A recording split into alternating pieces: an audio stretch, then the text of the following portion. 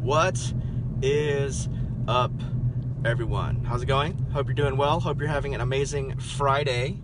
I am headed to go clean my 2 work sites. I figured out the way and schedule and system. I like to do this. I like to do the big site on Thursday and the smaller site on Friday. I don't like doing them back to back.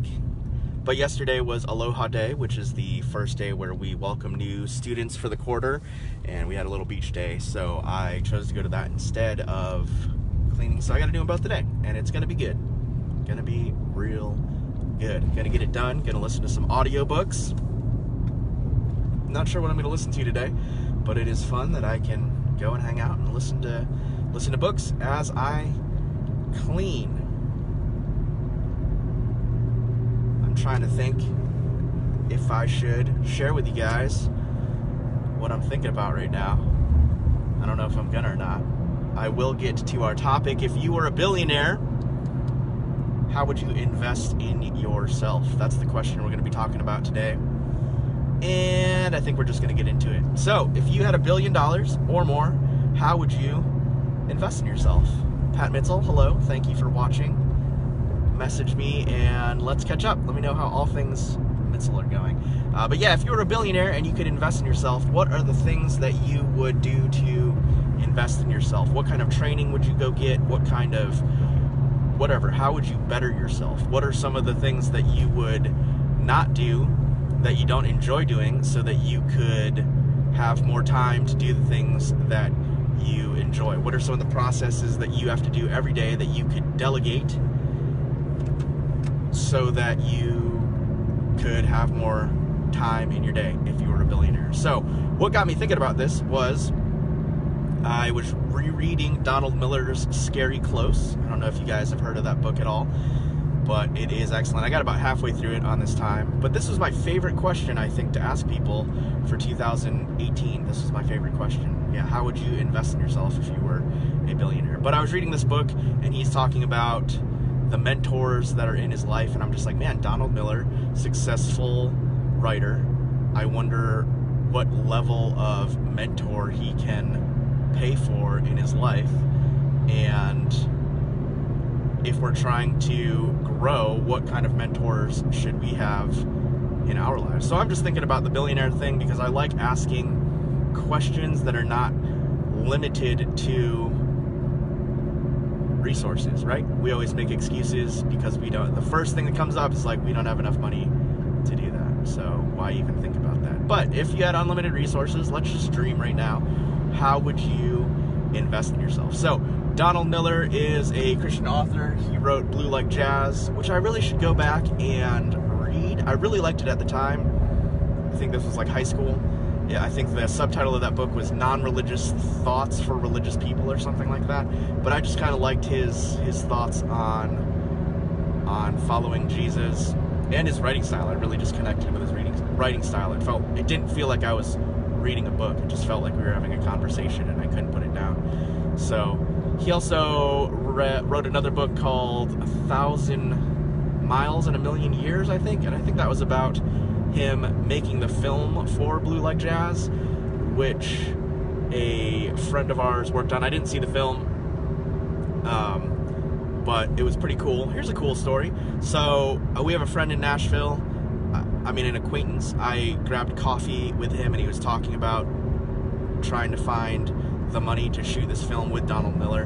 And I remember praying, this is before like crowdfunding was a thing, and I prayed for him that fans of Blue Like Jazz would gather together and just support this movie because they couldn't find funding for it because it was too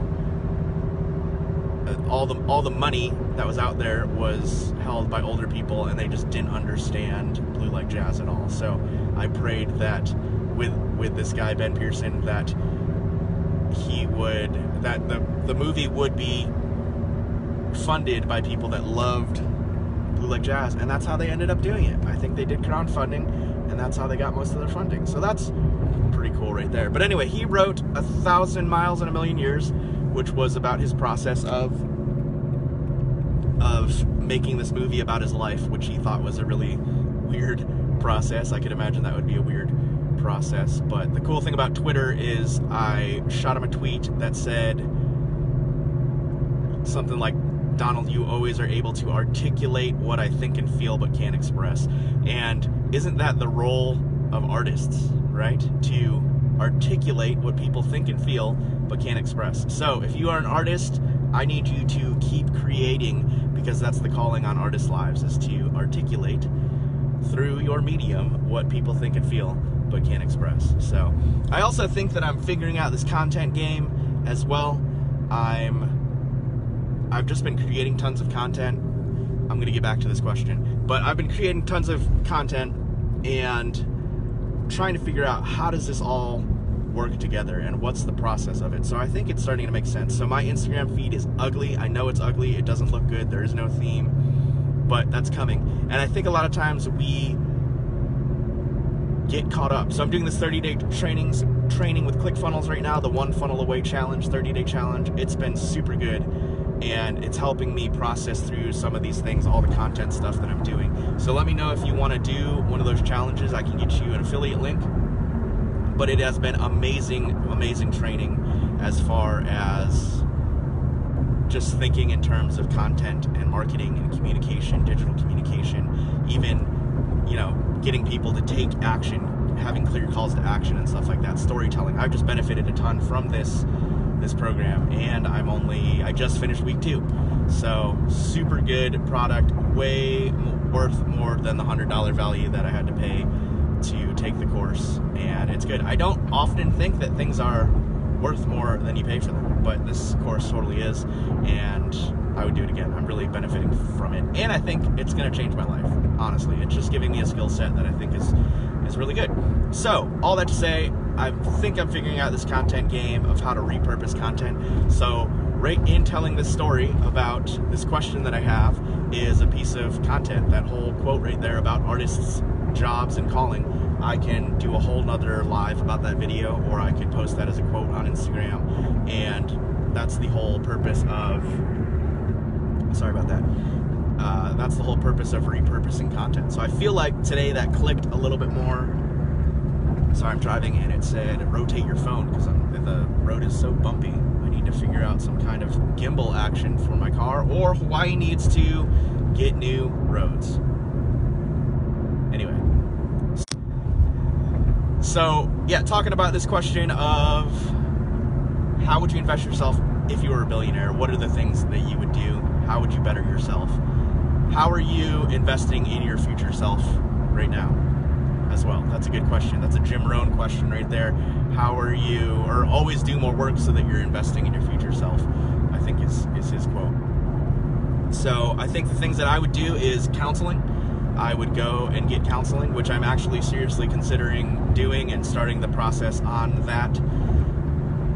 I just think counseling's good. I think there's mental blocks in my head, emotional blocks in my head. Why does this thing keep saying rotate? Sorry. It is so, this road's bad. Yeah, I think there's a lot of, just not a lot, but there are some roadblocks in my life that I think need to be dealt with a professional counselor to help me walk through some stuff, and that will greatly unlock my potential in the future. And so I'm really thinking about doing some intensive counseling. And the word intensive sounds like I've got like huge issues that I need to work through. Intensive just means instead of me going to a counselor once a month for 40 minutes or whatever, I'm gonna just do 2 weeks of counseling and do like 3-hour sessions a day for 2 weeks or something like that. So that's what I mean by intensive. So the other thing I would do if I had $1 billion is LASIK. I just wish I could see, man. Without my glasses, I am pretty blind. I think my prescription is like -4, -5. So without my glasses, it's bad news bears. And I just think if there was an emergency and I couldn't find my glasses, there's been times where I've like knocked my glasses off of my nightstand and I have to ask Jess to help me find them because I literally cannot find them. So that's just not good. That's not good in case if there was ever an emergency and I didn't have my glasses. So LASIK, counseling. I'm trying to think what else I would delegate. Probably laundry and overall cleaning. I've been just looking how long my morning routine of cleaning takes. Oh, dog grooming for sure, man. If I had $1 billion, this is $1 billion, I would have someone come over and brush my dog every day. Just to brush him out, make sure he looks good. And the more that gets brushed out is the less that's on my couch or the floor. So that's a huge thing that I have to do multiple times a day, is a vacuum. And that's a time-consuming task as well. So just the morning routine of cleaning and laundry, adding another person to the family has greatly increased our laundry as well. So if I could free up that time to, do other productive things, that would be great. And I think I would hire some virtual assistants to help me with this content thing as well if I had $1 billion. So, yeah, let me know what you would do, what you wouldn't do anymore to invest in yourself if you had $1 billion. All right, comment and let me know. Thanks for watching, and I'm gonna go get after it and clean. If I had $1 billion, I would not do this cleaning gig. Just letting you know. I mean, I hope this is a cool part of my story someday. But if I had $1 billion, I would not be driving to Waipahu right now to clean a construction office. I will tell you that. So, all right, have a great day, guys. Happy Aloha Friday, and enjoy your weekend. Today we're gonna Sabbath, so I'm gonna shut everything digital off for 24 hours, Friday sundown to Saturday sundown. Preaching at church this Sunday, so pray for me if you're the praying type, and we'll see you guys soon. Thanks. Bye.